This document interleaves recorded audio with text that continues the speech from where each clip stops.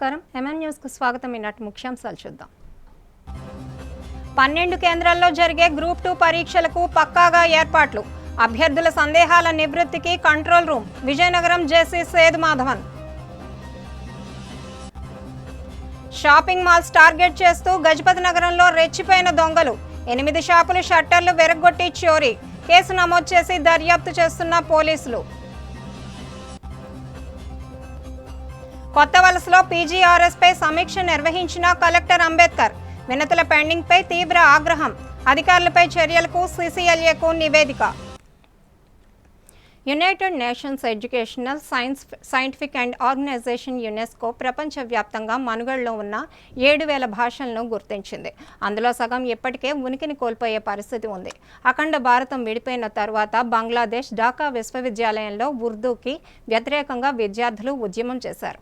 అందులో 4 విద్యార్థులు మరణించారు. ఆ కారణంగా 1999లో మాతృభాష ఔన్నత్యాన్ని గుర్తించి 2000 సంవత్సరం నుండి ప్రతి సంవత్సరం ఫిబ్రవరి 21వ తేదీన అంతర్జాతీయ మాతృభాషా దినోత్సవంగా యునెస్కో ప్రకటించింది.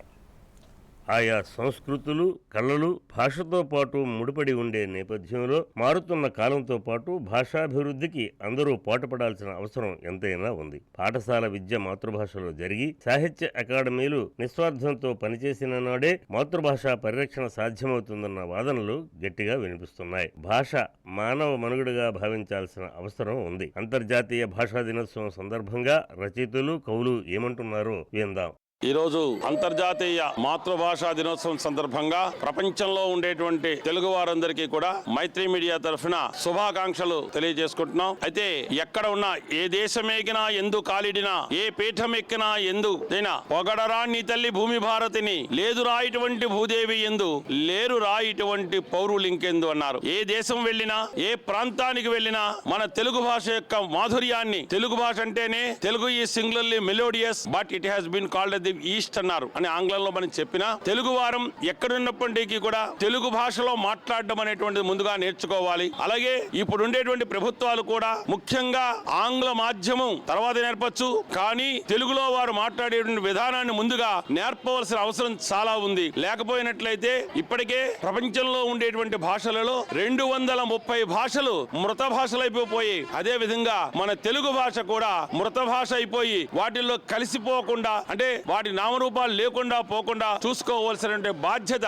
అందరి మీద ఉంది. ప్రపంచంలో ఉండేటువంటి మిగిలినటువంటి ప్రవాస భారతీయుల మీద ఉంది. ముఖ్యంగా ఇక్కడ ఉండేటువంటి ప్రభుత్వాల మీద కూడా వాటి తాలూకా బాధ్యత ఉంది. కాబట్టి అందరం కూడా కనీసం ఇప్పటి నుంచైనా మన మాతృభాష ఏదైతే ఉందో దాన్ని నిలబెట్టుకోవడం కోసం ప్రయత్నం చేద్దామని చెప్పేసి కోరుకుంటూ, ఈరోజు అంతర్జాతీయ మాతృభాషా దినోత్సవం. ఈ సందర్భంగా అందరికీ శుభాకాంక్ష. అయితే అంతకు ముందు మనకు ఆగస్టు 29న తెలుగు భాషా దినోత్సవం జరుపుకుంటాం. ఈ రోజు మాతృభాష దినోత్సవం. అయితే ఆ రోజు గిడుగు రామూర్తి పంతులు గారు మన తెలుగు భాషకు చేసినటువంటి సేవకి ఆయన వ్యవహారిక భాషా పితామహుడు కూడా అంటాం. అందుకు గుర్తుగా ఆయన పుట్టినరోజుని తెలుగు భాష దినోత్సవం జరుపుకుంటాం. అయితే ఈ రోజు జరుపుకోవడానికి కూడా ఒక చారిత్రకమైనటువంటి కారణం ఉంది. అదేమిటంటే బంగ్లాదేశ్ లో ఆ రోజు మాతృభాష కోసం ప్రాణాలు అర్పించినటువంటి ఓ 3 త్యాగమూర్తుల ఫలితంగా ఈ రోజు మనం అంతర్జాతీయ మాతృభాషా దినోత్సవంగా జరుపుకుంటాం. పాకిస్తాన్ లో భాగంగా తూర్పు పాకిస్తాన్ గా ఉన్నటువంటి ఆ రోజు బంగ్లాదేశ్ లో తప్పనిసరిగా ఉర్దూ మాట్లాడాలి అనేటువంటి ఒక నిబంధన పెట్టినప్పుడు దాన్ని వ్యతిరేకిస్తూ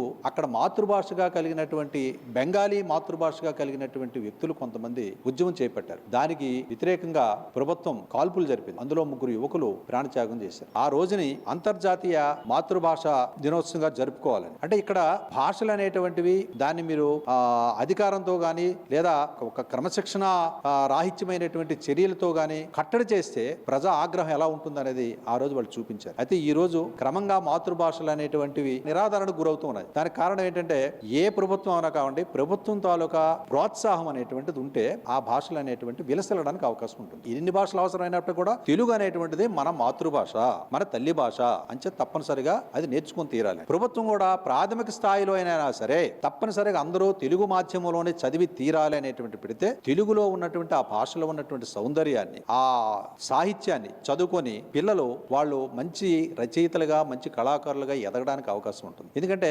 బాల్యంలోనే మాతృభాషలో చదువుకోవడం అనేటువంటిది భావ వ్యక్తీకరణకి, విషయ గ్రహణానికి, సృజనాత్మకకి అది పాదు వేస్తుంది. అంచేత ప్రాథమిక స్థాయిలో ఆ పాదు వేసి దానికి పునాది వేస్తే ప్రపంచంలో ఏ భాషైనా సులువుగా నేర్చుకోవచ్చు. అంచేత అది చాలా అవసరం. అది అంచేత ఈ చారిత్రకమైనటువంటి సందర్భాన్ని మనం గుర్తుంచుకొని తప్పనిసరిగా ఉపాధ్యాయులు కానీ, తల్లిదండ్రులు కానీ, ప్రభుత్వం కానీ అందరూ కలిసికట్టుగా ఉంటే తప్ప ఇదేది కూడా ముఖ్యం కాదు. ఎందుకంటే ఒక భాష నేర్చుకోవడం వల్ల మనకు ఉపాధి దొరుకుతుంది, విదేశాలకు వెళ్ళవలసి ఉంటున్నప్పుడు తల్లిదండ్రులు కూడా ఏం ఆలోచిస్తున్నారంటే వాళ్ళు ఆ భాష నేర్చుకోవడానికి పిల్లల్ని ప్రోత్సహిస్తారు. అది ఎవరైనా కావచ్చు. అందువల్ల ప్రభుత్వం నుంచి ప్రభుత్వంలో ఉన్నటువంటి ఉద్యోగులు కావచ్చు, ఎవరైనా సరే, ముఖ్యంగా ఈ రోజు వరకు కూడా ప్రభుత్వం నుంచి ఏ రకమైనటువంటి ఆర్డర్స్, జీవోలు వచ్చినా సరే ఇప్పటికీ అవి ఇంగ్లీష్లోనే వస్తున్నాయి, తెలుగులో ఏం రావడం లేదు. అంటే తెలుగు అనేటువంటిది అధికార భాష అమలు జరగడం లేదనే సంగతి మనకు తెలుసు. అందువల్ల పిల్లల్ని ప్రాథమిక స్థాయి నుంచి తెలుగు భాషలో చదువుకోవడం, రాయడం అనేది నేర్పడం వల్ల ఏంటంటే అది పిల్లల్లో ఉన్నటువంటి సృజనాత్మక శక్తి అనేటువంటిది పెరగడానికి అవకాశం అనేది ఉంటుంది. దీనికి అందరూ కలిసికట్టుగా కనుక కృషి చేయకపోతే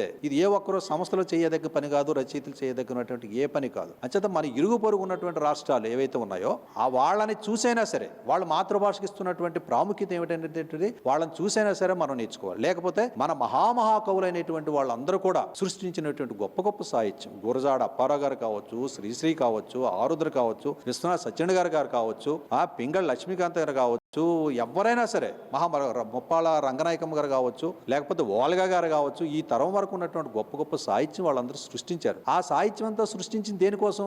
చదివే తరాలు లేనప్పుడు ఈ సాహిత్యం దేనికోసం నేను ప్రశ్నిస్తూ ఉన్నాను. వాళ్ళు తప్పనిసరిగా గొప్ప సాహిత్యాన్ని అనేటువంటి సృష్టించినటువంటి మహాకవులు, రచయితలు ఉన్నప్పుడు వాళ్ళని మనం చదవాలి, మనల్ని మనం తీర్చిదిద్దుకోవాలనుకున్నప్పుడు తప్పనిసరిగా మాతృభాషలో చదువుకోవాల్సిందే, నేర్చుకోవాల్సిందే. తప్పనిసరిగా తల్లిదండ్రులు పిల్లలు ఏ మీడియంలో మీరు అక్కడ చదువుతున్నప్పుడు కూడా తప్పనిసరిగా ఇంట్లో కూడా ఈ రోజు అందరూ చదువుకున్న తల్లిదండ్రులు ఉన్నప్పుడు ఎంతో కొంత వాళ్ళకి తెలుగు భాషలో ఉన్నటువంటి ఔన్నత్యాన్ని నేర్పడానికి ప్రయత్నం చేయాలి. ముఖ్యంగా తెలుగు భాషలో ఉన్నటువంటి సామెతలు, జాతీయాలు, పొడుపు కథలు ఇవి తెలియకపోతే తెలుగు భాషలో ఉన్న సౌందర్యం నీకు తెలియదు. ఇప్పుడు గొడ్డల పెట్టు అన్నట్టు ఉంటుంది. గొడ్డల పెట్టు అనేటువంటి ఆ పదానికి అర్థం తెలియకపోతే నువ్వు దాన్ని జాతీయం అంటే ఇడియం, ఇంగ్లీష్లో ఇడియం అంటాం, దాన్ని నువ్వు వినియోగించలేవు. లేదా కళ్ళు కాయలు కావచ్చు అనేటువంటి ఒక జాతీయం ఉంది. కళ్ళు కాయలు కావచ్చినటువంటి జాతీయాన్ని నువ్వు ఏ సందర్భంలో వాడతావు అనేటువంటిది నీకు తెలియకపోతే నువ్వు ఆ భాషలో ఉన్న సౌందర్యాన్ని నువ్వు గమనించలేవు. అత్త మీద కోపం దొత్త మీద చూపించినట్టుగా ఉంటుంది. అంటే అది ఏ సందర్భంలో వాడతామని తెలియకపోతే నీ భాషలో ఉన్న సౌందర్యం తెలియదు. ఈ భాషకు చాలా అవసరమైనటువంటివి. అంచేత రానున్న రోజులు ఇప్పుడైనా సరే మించిపోయింది ఏమీ లేదు. తప్పనిసరిగా కాలంలో అందరూ స్వచ్ఛంద సంస్థలు అవ్వచ్చు, తల్లిదండ్రులు అవ్వచ్చు, లేదా ప్రభుత్వం అవ్వచ్చు,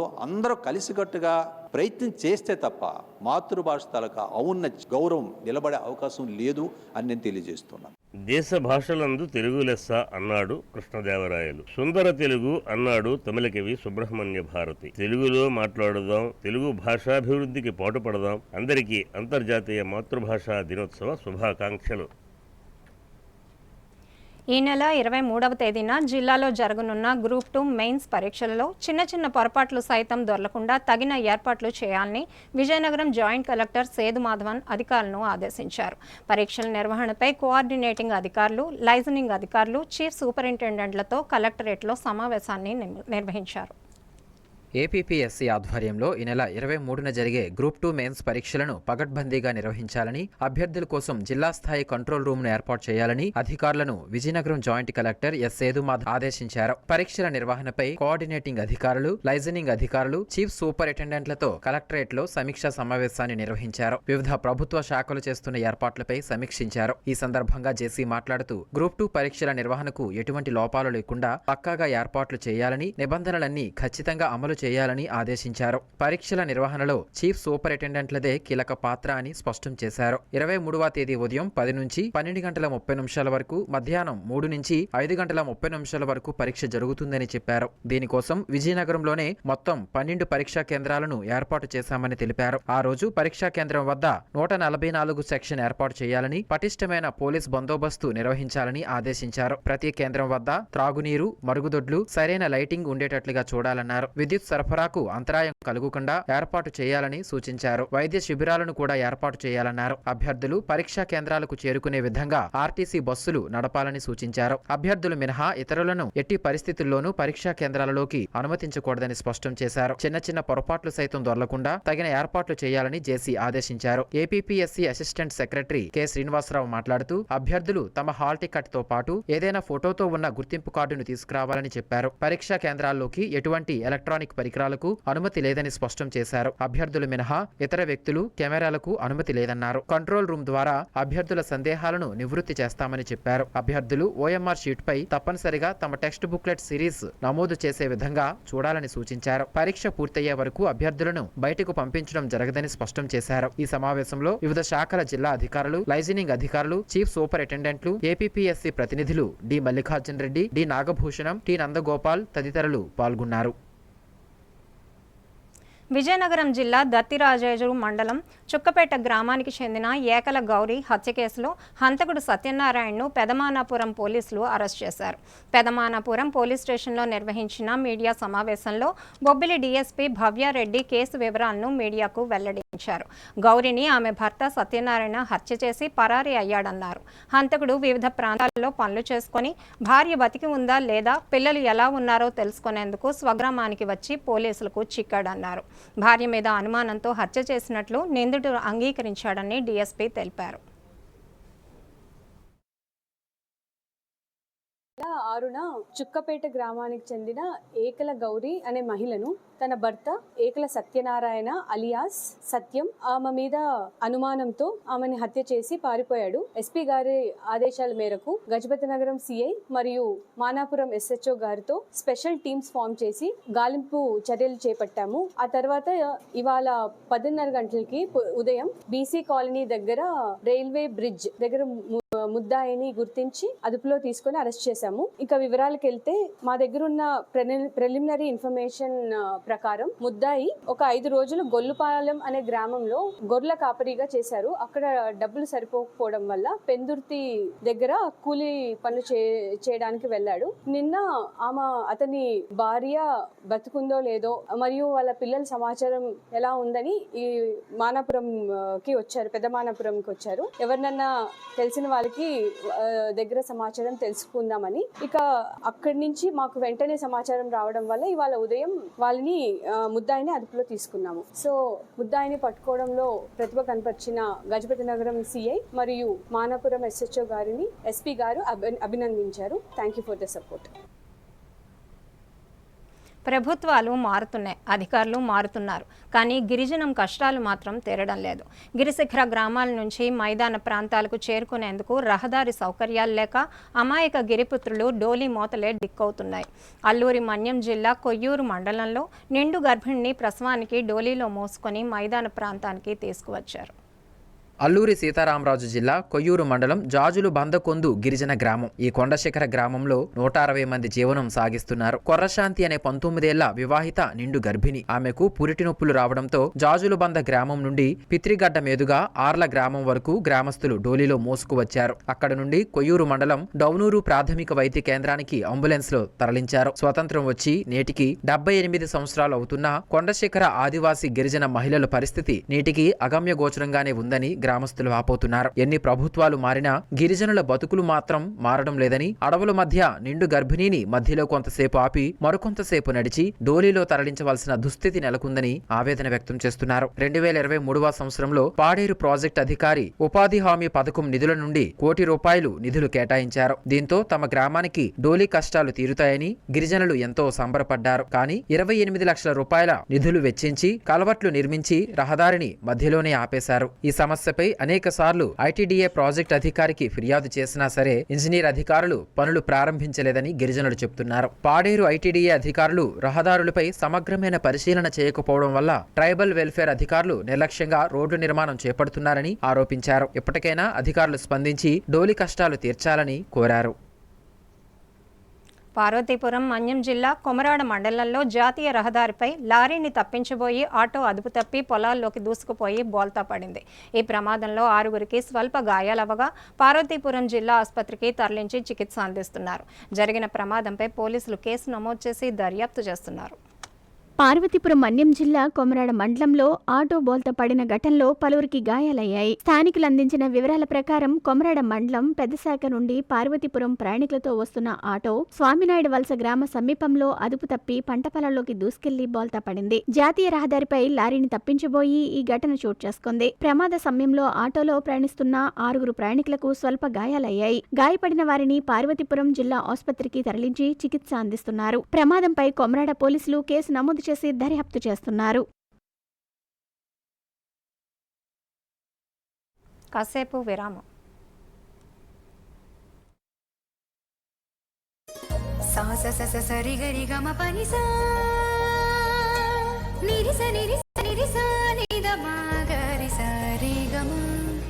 అమ్మాయికి తన సొగసే ఆనందం, మన మనసే దోచేనే తన అందం, అందానికి ప్రతిరూపం ఆభరణం,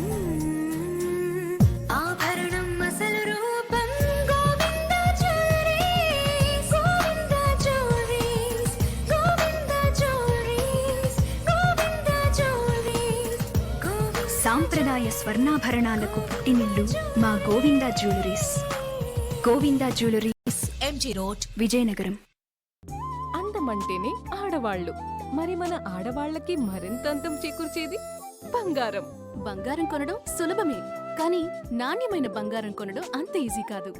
సంప్రదాయమైన కలెక్షన్స్, నాణ్యమైన ఆభరణాలు, సామాన్యుడికి కూడా అందుబాటైన ధరలు, నమ్మకమైన పేరు, అది మన ధనలక్ష్మి జ్యువెలర్స్. మా బామ్మ ఎప్పుడు చెప్పేది, ఒక్కసారి ధనలక్ష్మి జ్యువెలర్స్ లో బంగారం కొంటే మళ్ళీ మళ్ళీ కొంటూ ఉంటామని. ధనలక్ష్మి జ్యువెలర్స్, డాబా తోట, MG road, Vizianagaram. Welcome back. నీలో దీపం వెలిగించు, నీవే వెలుగే వ్యాపించు అన్న హజరత్ సయ్యద్ బాబా ఖాదర్ వలీ మాట అనుసరించిన ప్రజలందరూ సమాజానికి సేవ చేయాలని సూఫీ డాక్టర్ ఎండి ఖలీలుల్లా షరీఫ్ అన్నారు. విశాఖపట్నం ఆంధ్ర యూనివర్సిటీకి సంబంధించిన dean Van Leeuwen centre for peace studies నుంచి డాక్టర్ ఎండి ఖలీలుల్లా షరీఫ్కు ఆధ్యాత్మిక శాస్త్రవేత్త అవార్డు వరించింది. ఆ సంస్థ ఎగ్జిక్యూటివ్ డైరెక్టర్ డాక్టర్ చల కృష్ణవీర్ అభిషేక్ విజయనగరంలో ఈ అవార్డును ఎండి ఖలీలుల్లా షరీఫ్కు ప్రదానం చేశారు. ప్రపంచంలోని తమ విధానాల ద్వారా సమాజాన్ని ప్రభావితం చేస్తూ శాంతిని స్థాపిస్తున్న వారికి Andhra university dean Van Leeuwen centre for peace studies ఇచ్చే spiritual scientist award Sufi doctor MD Khalilullah Sharif ను వరించింది. విజయనగరం జిల్లా కేంద్రంలోని బాబా మెట్ట వద్ద ఉన్న హజరత్ సయ్యద్ బాబా ఖాదర్ వల్లీ దర్బార్లో ఈ అవార్డు ప్రదానోత్సవం జరిగింది. ఈ సందర్భంగా అవార్డు గ్రహీత డాక్టర్ ఎండి ఖలీలుల్లా షరీఫ్ మాట్లాడుతూ, గాయపడ్డ హృదయాలను ఆదరించి మాతృమూర్తి వలె చేరదీయటమే సూఫీ సిద్ధాంతమన్నారు. హజరత్ సయ్యద్ బాబా ఖాదర్ వల్లీ క్షేత్రం అనేది అనాథల క్షేత్రమని, జీవితంలో ఓడిపోయి సొమ్మసిల్లిపోయిన ప్రజలను ఈ క్షేత్రం అక్కున చేర్చుకుని ఆదరించి వాళ్లు మరలా స్వస్థత పొంది వారి జీవితాన్ని గాడిలో పెట్టడమే తమ లక్ష్యమని అన్నారు. ఈ క్రమంలో ఎన్ని అవార్డులు వచ్చినా అవన్నీ ఆ భగవంతుని కృపగా భావించి మా సేవల్ని మరింత వ్యాప్తి చెందించడమే ధ్యేయంగా పనిచేస్తామని తెలిపారు. Andhra university dean Van Leeuwen centre for peace studies executive doctor Challa Krishnaveer Abhishek మాట్లాడుతూ, ప్రపంచవ్యాప్తంగా శాంతిని స్థాపించే వారికి ఈ అవార్డును ఇవ్వటం జరుగుతుందన్నారు. దీనిలో భాగంగానే సూఫీ విధానాల ద్వారా మతాలకు అతీతంగా ప్రజలలో శాంతిని నెలకొల్పుతున్న డాక్టర్ ఎండి ఖలీలుల్లా షరీఫ్ ను ఈ అవార్డుకు ఎంపిక చేశామన్నారు. అదేవిధంగా హజరత్ సయ్యద్ బాబా ఖాదర్ వలీ గొప్పతనం గురించి, ఆయన మహిమల గురించి రచించిన పుస్తకాన్ని కూడా డాక్టర్ ఎండి ఖలీలుల్లా షరీఫ్ చేతుల మీదుగా ఆవిష్కరించామన్నారు. ఈ కార్యక్రమంలో వివిధ రంగాలలో ప్రముఖులు, భక్తులు పాల్గొన్నారు. సో మేమేంటంటే పీస్ స్టడీస్ మీద, స్పిరిచువాలిటీ మీద, ఇన్నర్ పీస్ మీద, వరల్డ్ పీస్ మీద ఎవరైతే వర్క్ చేస్తున్నారో వాళ్ళని సత్కరించుకుంటున్నాము. మెయిన్ గా ఏంటంటే మా అందరికి ఉత్తరాంధ్ర జిల్లాల్లో ఉన్న వాళ్ళందరికీ మాకు చాలా క్లోజ్ ఎవరంటే హజరత్ ఖాదర్ వల్లీ బాబా. నిజంగా ఆయన సూఫీ దారి ఏదైతే ఉందో దాంట్లో పయనించిన వాళ్ళందరూ వరల్డ్ పీసే కాదు, ఇన్నర్ పీస్ కూడా పొందారు. సో ఆ పరంపరని ముందుకు తీసుకొస్తున్న గురుగారు షరీఫ్ గారిని మేము మా స్పిరిచువల్ సైంటిస్ట్ అవార్డుతో ఆయన సత్కరించుకోవడం జరిగింది. ఆయనకి మేము ఇవ్వడం ఏంటంటే మా భాగ్యంగా భావిస్తున్నాము. We deem it an honour and privilege. And అది కాకుండా 2 ఏళ్ల క్రితం నేను దర్గాకు వచ్చి ఒక మొక్కు మొక్కుకున్నాను. ఆ మొక్కు తీరింది. అది ఏం చేసినా ఇంకా తీరదు అనే పరిస్థితికి వచ్చినప్పుడు స్పిరిచువాలిటీ ఒక్కటే తీర్చగలదు, అదొక స్ట్రెంగ్త్ ఇవ్వగలదు. ఆ స్పిరిచువల్ స్ట్రెంగ్తే ఇప్పుడు నన్ను ఇక్కడికి తీసుకొచ్చింది. ఈ పుస్తకం రాసేలా చేసింది, నన్ను పూర్తిగా నాకు స్వస్థత కల్పించింది. ఆ 2 years నా స్పిరిచువల్ జర్నీ ఏదైతే ఉందో బాబా వారితో, దాన్ని పుస్తక రూపంలో నేను రాయడం జరిగింది. అది కూడా గురువుగారి షరీఫ్ గారు లాంచ్ చేశారు. భారతదేశంలో ఉన్న క్షేత్రాల్లో ఉత్తరాంధ్రలో ప్రసిద్ధిగాంచిన ఖాదర్వలి బాబా పుణ్యక్షేత్రం అంటే ఇది ఒక అనాథల క్షేత్రం అనొచ్చు. ఎందుకంటే ఇక్కడ ఆకలికి ఆహారం, ఆకలి అయితే గుర్తొచ్చేది ఖాదర్ బాబా, ఖలీల్ బాబు. మరి ఇక్కడ ఎన్నో గాయపడ్డ హృదయాలు, నలిగిపోయిన జీవితాలు, ఓడిపోయి సొమ్మసిల్లి దారి తిన్నులేని పరిస్థితుల్లో మా దగ్గరకు వచ్చి వాళ్ళు స్వస్థత అంటే మానసిక బలాన్ని చేకూర్చుకొని మళ్ళీ జీవితాన్ని రీస్టార్ట్ చేస్తున్నారు. ఇదంతా ఒక దైవ కృపతో జరుగుతుంది. మేము చేస్తుంది ఏమి లేదు, ఇక్కడ దైవం వెనక నుంచి నడిపిస్తుంది. మా చేతుల్ని దైవం అస్త్రంగా వాడుకుంటుంది, మానవ సేవకు ఉపయోగిస్తుంది. మరి ఇటువంటి క్షేత్రాన్ని ఒక పవిత్ర పుణ్యక్షేత్రంలో ఉన్న సేవలను గుర్తించిన లీవెన్ సెంటర్ ఆఫ్ స్టడీస్ వాళ్ళు ఈరోజు స్పిరిచువల్ సైంటిస్ట్గా ఈ అవార్డు అందజేయడం జరిగింది. అవార్డులు ఎన్నో వస్తుంటాయి. అన్నిటికన్నా గొప్పది ఒక గాయపడ్డ హృదయాన్ని పైకి లేపడం, కూలిపోయిన మనిషిని పైకి లేపడం, నలిగిపోయిన కుటుంబాన్ని నిలబెట్టడం. అనాథలు ముఖ్యంగా ఈరోజు రక్త సంబంధాలు బలహీనపడిపోయి తల్లిదండ్రులు రోడ్డు మీద పడుతున్నారు. మరి అటువంటి వారిని బిడ్డలు ఆదరించాలి, కుటుంబ బంధాలు బలంగా ఉండాలి, ప్రేమతత్వం కుటుంబాల్లో ఉండాలి, తల్లిదండ్రులు ప్రేమించాలి, వృద్ధులను ఆదరించాలి. భారతదేశం బాగుండాలంటే ఇవన్నీ చేయాలి. ఇవి చేయకుండా భారతదేశం బలంగా ఉండటమే అసాధ్యం. దయచేసి మనం అందరం కుటుంబ బాధ్యత తీసుకుందాం, తల్లిదండ్రులని ప్రేమిద్దాం, గౌరవిద్దాం, వారి మాటను శిరసావహిద్దాం. ఇది కనుక మనం ఈ ఒక్క పాయింట్ తల్లిదండ్రుల మాట విని వారిని మనం మన గుండెల్లో పెట్టుకుంటే, ఎందుకంటే వాళ్ళు వారసత్వ సంపదలు చేస్తే భారతదేశం సస్యవంతంగా ఉంటుంది. ఈ అవార్డు ప్రకటించిన అభిషేక్ గారికి, ఆ యూనివర్సిటీకి, మరి దానికి అనుసంధానమైన ఆంధ్ర యూనివర్సిటీ వారికి హృదయపూర్వక ధన్యవాదాలు. మీరందరూ సూఫియిజం నీలో దీపం వెలిగించు, నీవే వెలుగై వ్యాపించు. ఒక మనిషి మరొక మనిషికి సహాయపడాలి, ఉపయోగపడాలి, ఇంకొక మనిషికి బాధల్లో గొడుగులా మారాలి. మనందరం ఇలా ఉంటే ప్రపంచంలో మన భారతదేశం భూదేవికి కిరీటంలా ఉంటుంది. నమస్తే. పార్వతీపురం మన్యం జిల్లా గుమ్మలక్ష్మీపురం ప్రభుత్వ డిగ్రీ కళాశాల వార్షికోత్సవ వేడుకలు ఘనంగా జరిగాయి. విద్యార్థులు పాటలు పాడి నృత్యాలు చేసి సందడి చేశారు. కళాశాల ఇటీవల నిర్వహించిన వివిధ పోటీల్లో విజేతలకు అతిథుల చేతుల మీదుగా బహుమతులు అందజేశారు. పార్వతీపురం మన్యం జిల్లా గుమ్మలక్ష్మీపురం డిగ్రీ కళాశాలలో ప్రిన్సిపాల్ శ్రీవరం ఆధ్వర్యంలో కళాశాల వార్షికోత్సవ వేడుకలు ఘనంగా జరిగాయి. ఈ సందర్భంగా ప్రిన్సిపాల్ శ్రీవరం మాట్లాడుతూ విద్యార్థులు, అధ్యాపకుల సహకారంతో వార్షికోత్సవ వేడుకలు ఘనంగా నిర్వహించామన్నారు. ఈ వేడుకలకు ముఖ్య అతిథులుగా విచ్చేసిన retired principal Venkatrao, CPDC council member హరిమాస్టర్ జనార్దన్ మాట్లాడుతూ గతంలో కంటే ప్రస్తుతం విద్యార్థులకు ఎప్పటికప్పుడు ప్రత్యేక తరగతులు నిర్వహిస్తూ క్రమశిక్షణతో విద్యాబుద్ధులు నేర్పడంలో ప్రిన్సిపాల్ శ్రీవరం కృషి అభినందనీయమన్నారు. విద్యార్థి దశ నుంచే క్రమశిక్షణతో బాగా చదువుకొని మీ తల్లిదండ్రులకు, మీ కళాశాలకు, మీ గ్రామానికి మంచి పేరు తీసుకువచ్చి ఉన్నత శిఖరాలకు చేరుకోవాలని ఆకాంక్షించారు. ఇక్కడున్న విద్యా ప్రమాణాలు బట్టి ఈ కళాశాలకు national assessment accreditation and council A grade రావాలని అభిలాషించారు. వార్షికోత్సవం సందర్భంగా కళాశాలలో నిర్వహించిన వివిధ పోటీలలో గెలుపొందిన వారికి అతిథుల చేతుల మీదుగా బహుమతులు అందజేశారు. ఈ కార్యక్రమంలో అధ్యాపకులు ప్రసాదరావు, రామయ్య, సిబ్బంది, విద్యార్థులు పాల్గొన్నారు. Shri chess association fire chess school సంయుక్త ఆధ్వర్యంలో విజయనగరంలోని ఫైర్ చెస్ స్కూల్లో ఈ నెల 23వ తేదీన ఓపెన్ చెస్ పోటీలు నిర్వహిస్తున్నామని అసోసియేషన్ జిల్లా కార్యదర్శి కెవి జ్వాలాముఖి తెలిపారు. గురువారం తన కార్యాలయంలో ఆయన మీడియాతో మాట్లాడారు. ఈ టోర్నమెంట్లో విజయనగరం, శ్రీకాకుళం, విశాఖపట్నం, పార్వతీపురం, మన్యం, అనకాపల్లి జిల్లాల క్రీడాకారులు పాల్గొంటారని తెలిపారు. అండర్ 7, 9, 11, 13, 15 విభాగాల్లో ఈ పోటీలు ఉంటాయన్నారు. ఓపెన్ విభాగంలో 30,000 రూపాయల నగదు బహుమతి, వివిధ కేటగిరీల్లో ప్రతిభ కనబరిచిన క్రీడాకారులకు ప్రత్యేక నగదు బహుమతులు ఉంటాయన్నారు.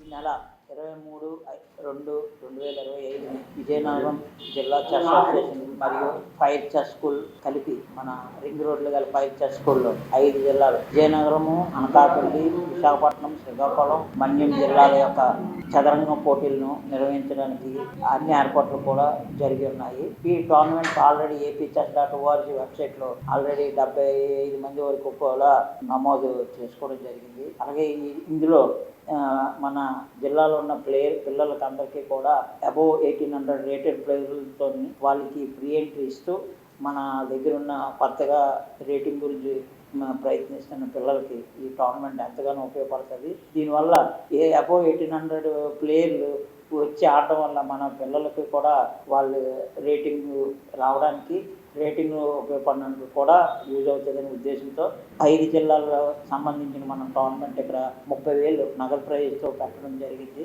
ఈ టోర్నమెంట్కి ప్రముఖంగా ఉన్న వైజాగ్ ప్లేయర్లు అయిన సాకేత్, అలాగే మిగిలిన నాగరాజు గారు, పెద్ద ప్లేయర్లు ఇది అబోవ్ 1800 ప్లేయర్లు ఈ టోర్నమెంట్కి వచ్చి మన పిల్లలకి వాళ్ళ గేమ్ ఇంప్రూవ్ చేయడానికి ఎంత హెల్ప్ చేస్తున్నారు. అదేవిధంగా రాబోయే రోజుల్లో మనకి విజయనగరం చుట్టుపక్కల అనకాపల్లి సరౌండింగ్స్లో ఇంటర్నేషనల్ టోర్నమెంట్లు జరుగుతున్నాయి. దానికి మన పిల్లలకి ఇప్పటి నుండి కూడా ప్రాక్టీస్గా ఉంటుందని చెప్పి ఉద్దేశంతో ఇలా టోర్నమెంట్లు మేము ఏదో ఒక దీంతో ప్రతి ఆదివారం కూడా మనం విజయనగరం రింగ్ రోడ్డులో గల ఫైర్ చాస్ స్కూల్లో టోర్నమెంట్ జిల్లా తరఫున చేయడం కూడా జరుగుతుంది.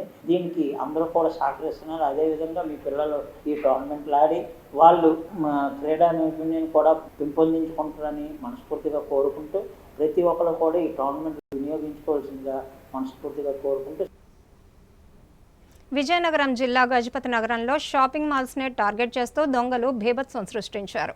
సుమారు 8 షాపుల షట్టర్లు పగలగొట్టి దొరికిన కాడికి దోచుకుపోయారు. సమాచారం అందుకున్న పోలీసులు ఘటనా స్థలానికి చేరుకొని దర్యాప్తు చేస్తున్నారు. విజయనగరం జిల్లా గజపతి నగరంలో గురువారం రాత్రి దొంగలు రెచ్చిపోయారు. పట్టణంలో గల సూపర్ మార్టులే లక్ష్యంగా చేసుకుని 8 షాపుల షట్టర్లు పగలగొట్టి అందినకాడికి దోచుకుపోయారు. శుక్రవారం ఉదయం షాపు యజమానులు చూసేసరికి షాపుల షట్టర్లు తెరిచి ఉండటంతో పోలీసులకు ఫిర్యాదు చేశారు. సీసీ కెమెరాలు ధ్వంసం చేసి క్యాష్ కౌంటర్స్ పగలగొట్టి వెతకడం వంటి దృశ్యాలు సీసీ కెమెరాల్లో రికార్డయ్యాయి. సమాచారం అందుకున్న పోలీసులు ఘటనా స్థలానికి చేరుకుని ఆధారాలు సేకరించారు. దొంగతనాలు జరిగిన షాపుల్లో క్లూస్ టీంతో ఫింగర్ ప్రింట్స్ సేకరించారు. బొబ్బిలి డీఎస్పీ భవ్యారెడ్డి దొంగతనాలు జరిగిన షాపులను పరిశీలించారు. ప్రధానంగా ఒక మొబైల్ షాప్ లో ఉంచిన 1,50,000 రూపాయల నగదు, సుమారు 26 మొబైల్ ఫోన్స్ దొంగలు దోచుకు వెళ్లినట్లు షాప్ యజమాని వెంకటేష్ తెలిపారు. మొత్తం వీటి విలువ సుమారు 6 లక్షల పైన ఉంటుందని అన్నారు. బాధితుల ఫిర్యాదు మేరకు పోలీసులు కేసు నమోదు చేసి దర్యాప్తు చేస్తున్నారు. త్వరలోనే నిందితులను పట్టుకుంటామని డీఎస్పీ భవ్యారెడ్డి తెలిపారు. ఉపాధ్యాయ ఎమ్మెల్సీ ఎన్నికల్లో టీడీపీ ప్రభుత్వం అధికార ధనబలంతో నిరంకుశ విధానాలతో వ్యవహరిస్తోందని సోషల్ జస్టిస్ ఫోరం రాష్ట్ర కన్వీనర్ రావి శ్రీనివాస్, వర్కింగ్ ప్రెసిడెంట్ సింగరయ్య యాదవ్ ఆరోపించారు. విశాఖ డాబా గార్డెన్స్ బీజేఎఫ్ ప్రెస్ క్లబ్లో శుక్రవారం ఏర్పాటు చేసిన మీడియా సమావేశంలో వారు మాట్లాడారు. ఇండిపెండెంట్ బీసీ అభ్యర్థి గాదె శ్రీనివాసులు నాయుడును ఓడించేందుకు టీడీపీ కుట్రపూరితంగా వ్యవహరిస్తోందని మండిపడ్డారు. గాదె శ్రీనివాసులు నాయుడుకి సోషల్ జస్టిస్, కాపు, బీసీ ఐక్యవేదులతో పాటు పలు సంఘాల మద్దతు ఉందన్నారు. ఈ నెల 27న జరగనున్న ఉపాధ్యాయ ఎమ్మెల్సీ ఎన్నికల్లో గాదె శ్రీనివాసులు నాయుడుకు మొదటి ప్రాధాన్యత ఓటు వేసి గెలిపించాలని వారు కోరారు. ఈ నెల 27వ తేదీన జరగబోయేటటువంటి ఉపాధ్యాయ ఎమ్మెల్సీ ఎన్నికల్లో మరి ఈ యొక్క సోషల్ జస్టిస్ ఫోరం, బీసీ ఐక్యవేదిక, కాపు ఐక్యవేదిక, అదేవిధంగా ఈడబ్ల్యూఎస్ ఫెడరేషన్, ఈడబ్ల్యూఎస్ హక్కుల పరిరక్షణ వేదిక, మహిళా హక్కుల పరిరక్షణ వేదిక, దళిత క్రైస్తవ హక్కుల పరిరక్షణ వేదికల పక్షాన ఎస్జేఎఫ్ తరపున మరి ఇండిపెండెంట్ అభ్యర్థిగా పోటీ చేస్తున్నటువంటి బీసీ అభ్యర్థి శ్రీ గాదె శ్రీనివాసులు నాయుడు గారికి మా యొక్క సంపూర్ణమైనటువంటి మద్దతును తెలియజేయడం కోసం ఈరోజు ఈ పాత్రికేయుల సమావేశం ఏర్పాటు చేయడం జరిగింది. ఇచ్చేసినటువంటి పాత్రికేయ మిత్రులందరికీ కూడా మనస్ఫూర్తిగా ధన్యవాదాలు తెలియజేసుకుంటూ, శ్రీ శ్రీనివాసులు నాయుడు గారు గతంలో 2 టైమ్స్ మరి ఎమ్మెల్సీగా పనిచేశారు. మరి అతి చిన్న వయసు నుంచి కూడా ఆయన పిఆర్టీయు నేతగా, ఉపాధ్యాయుల పక్షపాతిగా అనేక జీవోలు సంపాదించడంలో కానీ, అనేక కార్యక్రమాల్లో పాల్గొనడంలో కానీ, అనేక పోరాటాల్లో పాల్గొనడంలో కానీ ఆయన ఉపాధ్యాయుల యొక్క శ్రేయస్సు కోసం నిరంతర శ్రామికుళ్ళ మరి పనిచేస్తున్నటువంటి వ్యక్తి. మాతృభాష పరిరక్షణకు ప్రతి ఒక్కరూ కృషి చేయాలని పరవస్తు పద్యపీఠం తెలుగు దండు వ్యవస్థాపక అధ్యక్షుడు సూరి పిలుపునిచ్చారు. విశాఖపట్నం జిల్లా మద్దెలపాలెం కూడల్లో తెలుగు తల్లి విగ్రహం వద్ద అంతర్జాతీయ మాతృభాషా దినోత్సవ వేడుకలు నిర్వహించారు. తెలుగు తల్లి విగ్రహానికి పూలమాలలు వేసి ఘన నివాళులర్పించారు. తెలుగుదండు ఆధ్వర్యంలో శుక్రవారం విశాఖ మద్దిలపాలెం కూడలిలో తెలుగు తల్లి విగ్రహం వద్ద అంతర్జాతీయ మాతృభాషా దినోత్సవ వేడుకలు నిర్వహించారు. అంతర్జాతీయ మాతృభాషా దినోత్సవ వేడుకలు పురస్కరించుకుని పలువురు ముఖ్య అతిథులు, విద్యార్థులు తెలుగు తల్లి విగ్రహానికి పూలమాలలు వేసి ఘన నివాళులు అర్పించారు. ఈ సందర్భంగా పరవస్తు పద్యపీఠం తెలుగుదండు వ్యవస్థాపక అధ్యక్షుడు తెలుగుదండు సూరి మాట్లాడుతూ, తల్లిని గౌరవించేందుకు మదర్స్ డే ఉన్నట్లుగా మాతృభాషను గౌరవించేందుకు కూడా ఒక రోజు ఉందని, ప్రతి సంవత్సరం ఫిబ్రవరి 21వ తేదీన ప్రపంచ ప్రపంచవ్యాప్తంగా మాతృభాషా దినోత్సవం జరుపుకుంటున్నామన్నారు. దీని వెనుక భాషాభిమానుల ప్రాణత్యాగం ఉందని, వారి త్యాగాల ఫలితంగా ఐక్యరాజ్య సమితి సాంస్కృతిక విభాగమైన యునెస్కో ప్రతి ఏటా ఫిబ్రవరి 21వ తేదీన ప్రపంచ మాతృభాషా దినోత్సవంగా ప్రకటించిందన్నారు. ఈ కార్యక్రమంలో జాతీయ జర్నలిస్టుల సంఘం కార్యదర్శి గంట్ల శ్రీనుబాబు, మహిళలు, విద్యార్థులు పాల్గొన్నారు. డిసెంబర్ 6వ తేదీ నుంచి జనవరి 8వ తేదీ వరకు నిర్వహించిన గ్రామ సభల్లో మొత్తం 304 దరఖాస్తులు అందగా వాటిలో కేవలం 23 దరఖాస్తులు మాత్రమే పెండింగ్లో ఉన్నాయని విజయనగరం తహసీల్దార్ కూర్మనాథరావు తెలిపారు. తన కార్యాలయంలో ఆయన మీడియాతో మాట్లాడారు. పెండింగ్ సమస్యలపై సిబ్బందికి తగు సూచనలు చేశామన్నారు. 3 రోజుల్లో 23 దరఖాస్తులను కూడా పరిష్కరిస్తామన్నారు. దరఖాస్తుల పరిష్కారంపై సంతృప్తి చెందకుంటే నేరుగా తనని కలవాలని సూచించారు. అలాగే పైలట్ ప్రాజెక్టులో భాగంగా మరిచెర్ల గ్రామంలో నిర్వహిస్తున్న రీసర్వే కార్యక్రమం సజావుగా జరుగుతుందన్నారు. రైతుల సమక్షంలో పాత రికార్డులు పరిశీలిస్తూ సర్వే చేస్తున్నామని తెలిపారు. గత డిసెంబర్ 6వ తేదీ నుంచి జనవరి 8వ తేదీ వరకు గ్రామాల్లో వెళ్లి సదస్సులు నిర్వహించి అక్కడ రెవెన్యూ సమస్యలపై దరఖాస్తులను స్వీకరించడం జరిగింది. దీనికి గాను మొత్తం అన్ని గ్రామాల్లో కలిపి 304 దరఖాస్తులను స్వీకరించడం జరిగింది. వీటిలో ఇప్పటి వరకు 23 దరఖాస్తులు మాత్రమే మా వద్ద పెండింగ్ ఉన్నది. మిగతావన్నిటిని కూడా అక్కడికి డిస్పోజ్ చేయవలసినవి వెంటనే డిస్పోజ్ చేసి గ్రామంలోనే అక్కడే 1B ఉంటే 1B, సర్టిఫికేట్కి సంబంధించినవి ఏవైనా అప్లికేషన్ వస్తే సర్టిఫికేట్ని గ్రామంలోనే పరిష్కరించి దరఖాస్తుదారునికి అందజేయడం జరిగింది. రిమైనింగ్ 23 పెండింగ్ ఉన్నటువంటి కేసుల్ని ఈ రోజు మేము వాటిపై కూడా ప్రత్యేక శ్రద్ధ వహించి ఒక 3 రోజుల్లో క్లోజ్ చేయడానికి గాను గ్రామ రెవెన్యూ అధికారులందరికీ కూడా సూచనలు ఇవ్వడం జరిగింది. ప్రభుత్వం వారు మళ్ళీ రీసర్వే పైలట్ ప్రాజెక్ట్ ని ప్రతి గ్రామంలోనే చేపట్టడం జరిగింది. దీనికి గాను విజయనగరంలో రీసర్వే పైలట్ ప్రాజెక్టు కింద మలిచెర్ల గ్రామాన్ని సెలెక్ట్ చేసి ఇప్పుడు మలిచెర్ల గ్రామంలో రీసర్వే జరుగుతుంది. దీనికి గాను 4 టీములను మనం మలిచెర్ల గ్రామంలో వేయడం జరిగింది. ఒక్కొక్క టీము కూడా రోజుకి 20 నుండి 25 ఎకరాల వరకు రీసర్వే జరపడం జరుగుతుంది. దీనికి గాను ముందు రోజుగా ఏదైతే సర్వే నెంబర్ని మనం రేపు సర్వే చేస్తామో దండోరా వేయించి ఆ సర్వే నెంబర్ల యొక్క రైతులందరినీ కూడా హాజరు కమ్మని తెలియజేయడం జరుగుతుంది. దాని ప్రకారంగా రైతులందరూ భూమిపై హాజరై వాళ్ళ యొక్క భూములను చూపించిన తర్వాత మేము ఆ భూములను సర్వే చేసి దాని ప్రకారంగా ఓల్డ్ రికార్డు పరంగా కూడా వెరిఫై చేసి వెంటనే అక్కడ డాక్యుమెంట్స్ ఏవైనా ఉంటే తీసుకొని లేదా పోతీ కేసులు అంటే వారసత్వంగా వచ్చినటువంటివి ఏవైనా ఉంటే అటువంటి సమస్యలను కూడా వెంటనే అక్కడ రికార్డు వెరిఫై చేసి రాయడం జరుగుతుంది. వీటన్నిటిపై కూడా ఈ జీటీ వర్క్ కంప్లీట్ అయిన వెంటనే నెక్స్ట్ డిఎల్ఆర్ వర్క్ జరుగుతుంది. దాన్ని కూడా పూర్తి చేస్తాం. దీనికి గాను మొత్తంగా మాకు 45 రోజుల సమయం ఉంది. ఈ 45 రోజుల సమయంలో కూడా మేము పూర్తి చేస్తామని తెలియజేయడం. అక్రమంగా గంజాయి తరలిస్తున్న 2 నిందితులను విజయనగరం పోలీసులు అరెస్టు చేసి దాదాపు 2 లక్షల విలువైన 2 కిలోల గంజాయిని స్వాధీనం చేసుకున్నారు. విజయనగరం 1 టౌన్ పోలీస్ స్టేషన్లో నిర్వహించిన మీడియా సమావేశంలో డీఎస్పీ శ్రీనివాసరావు కేసు వివరాలు వెల్లడించారు. పాత రైల్వే క్వార్టర్స్ సమీపంలో గంజాయి తరలిస్తున్న 2 వ్యక్తులపై నిఘా ఉంచి అరెస్టు చేశామని తెలిపారు. దాసన్నపేటకు చెందిన బి నవీన్, రాయగఢ్కి చెందిన సంతోష్ ఒడిశాలో గంజాయి కొని విజయనగరంకు తరలించారన్నారు. ఎస్ఐ రేవతికి అందించిన సమాచారం మేరకు వెంటనే వారిని అరెస్టు చేసి 2 కిలోల గంజాయి స్వాధీనం చేసుకున్నామని తెలిపారు. ఈ సమావేశంలో సిఐ శ్రీనివాసరావు, సిబ్బంది పాల్గొన్నారు. Vizianagaram 1 town women SI Revathi గారికి వచ్చిన సమాచారం మేరకు ఓల్డ్ రైల్వే క్వార్టర్స్ కి మీడియేటర్స్ సిఎస్ డిటి గారిని వీళ్ళందరినీ తీసుకుని వెళ్ళడం జరిగింది. అక్కడ 2 పర్సన్స్ మమ్మల్ని చూసి పారిపోతుంటే మన 1 టౌన్ సిఏ గారు, రేవతి ఉమెన్ ఎస్ఐ గారు, ఈ సిబ్బంది అంతా కూడా ఆయన పట్టుకొని చెక్ చేశారు. సిఎస్ డిటి గారు వాళ్ళ సమక్షంలో వాళ్ళు 2 ప్యాకెట్లు దొరికాయి. అవి సుమారుగా 2 కేజీల గంజాయి. అది వాళ్ళు ఒక గుడ్డతో కవర్ చేసుకుని బాడీలో పెట్టుకున్నారు. గంజాయి కాంట్రాబ్యాండ్ కాబట్టి వాళ్ళ మధ్యవర్తి సమస్యలో సీజ్ చేసి దాన్ని పోలీస్ స్టేషన్ తీసుకొని వచ్చి ఎఫ్ఐఆర్ రిజిస్టర్ చేయడం జరిగింది. వీళ్ళ పేర్లు ఏంటంటే వీళ్ళే బసీనా నవీన్ అని ఒక ఆయన, ఇతను మన దాసన్నపేటకు చెందిన వ్యక్తి. ఇంకో వ్యక్తి పాలకొల్ల సంతోష్ అని చెప్పి ఈయన రాయగఢకు చెందిన వ్యక్తి.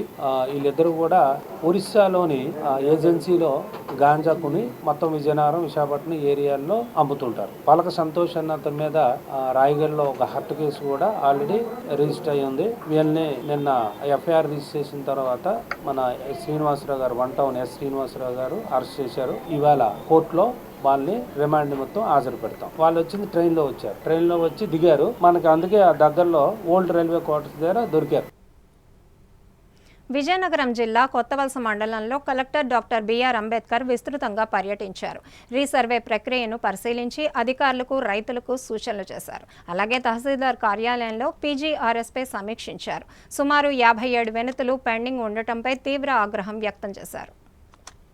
ప్రజా సమస్యల పరిష్కార వేదికకు అందిన వినతులను అధికారులు పెండింగ్లో ఉంచడంపై విజయనగరం జిల్లా కలెక్టర్ అంబేద్కర్ ఆగ్రహం వ్యక్తం చేశారు. వాటిని సకాలంలో ఎందుకు పరిష్కరించడం లేదని, రీఓపెన్ కు ఎందుకు అవకాశం ఇస్తున్నారని మండిపడ్డారు. పీజీఆర్ఎస్ అర్జీల పరిష్కారంలో నిర్లక్ష్యం చూపిస్తే సహించేది లేదని హెచ్చరించారు. జిల్లా collector doctor B R Ambedkar Kothavalasa మండలంలో శుక్రవారం విస్తృతంగా పర్యటించారు. ఎగువ ఎర్రవానిపాలెంలో జరుగుతున్న భూముల రీసర్వే ప్రక్రియను పరిశీలించారు. సంబంధిత భూముల రికార్డులను పరిశీలించారు. సర్వే నంబర్ల ఆధారంగా రైతువారీగా భూ విస్తీర్ణంపై ఆరా తీశారు. గ్రామంలోని భూముల వివరాలను సమగ్రంగా తమకు అందజేయాలని, రీసర్వేను త్వరగా పూర్తి చేయాలని ఆదేశించారు. వెబ్లాండ్ రికార్డుల ప్రకారం రీసర్వే ప్రక్రియను నిర్వహించాలని సూచించారు. రైతుల సమక్షంలోనే రీసర్వే చేయాలని జిల్లా కలెక్టర్ డాక్టర్ బిఆర్ అంబేద్కర్ అధికారులను ఆదేశించారు. సంబంధిత రైతుతో పాటు చుట్టుపక్కల రైతులను కూడా పిలవాలని సూచించారు. అనంతరం తహసీల్దార్ కార్యాలయానికి చేరుకుని పీజీఆర్ఎస్ పై సమీక్షించారు. సుమారు 57 వినతులను పెండింగ్ లో ఉంచడంపై ఆగ్రహం వ్యక్తం చేశారు. ముఖ్యంగా వినతులు ఎక్కువగా రీఓపెన్ అవుతుండటంపై